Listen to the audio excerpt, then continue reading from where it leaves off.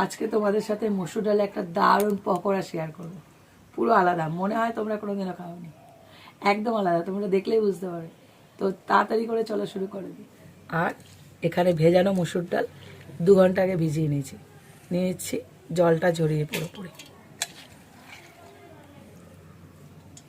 দিয়েছি 2টো কাঁচা লঙ্কা এবার ভেঙে, আর দিচ্ছি ক্যাপসিকাম কুচি।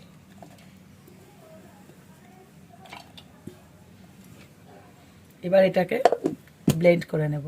ডালটাকে এবার একটা পাত্রের মধ্যে নিয়ে নেব। ডাল বাটাটা নেওয়া হয়ে গেছে, এর মধ্যে দিয়েছি একটা সেদ্ধ করা আলু, এইভাবে গ্রেট করে।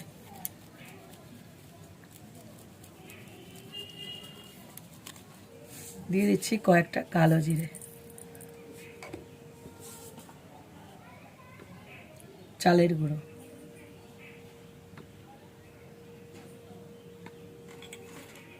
স্বাদ অনুযায়ী লবণ,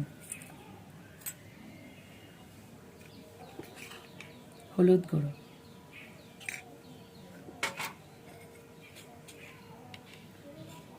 লঙ্কার গুঁড়ো। কড়াইতে তেল বসিয়ে দিচ্ছি আর কয়েকটা শুকনো লঙ্কা ভেজে নিচ্ছি।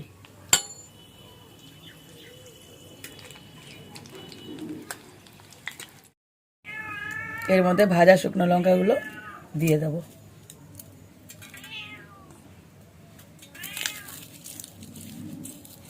এতে স্বাদ বাড়বে।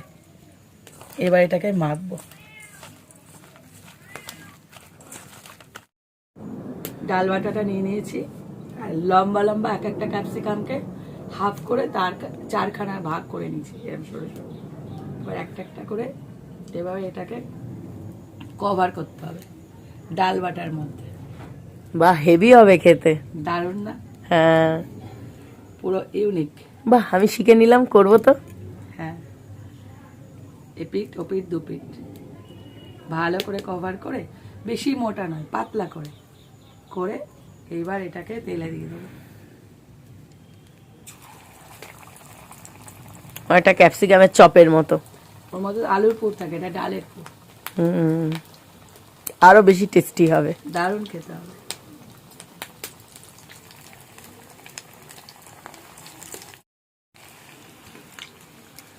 দেখো একদম ক্রিস্পি ক্রিস্পি রেডি হয়ে গেছে, কি দারুণ না? হেভি সুন্দর খেতে হবে গরম গরম ভাতের ডালের সাথে, অথবা বিকেল বেলায় কফির সাথে। হ্যাঁ, কফির সাথে একটু সস অথবা স্যালাড দিয়ে দারুণ জমে যাবে।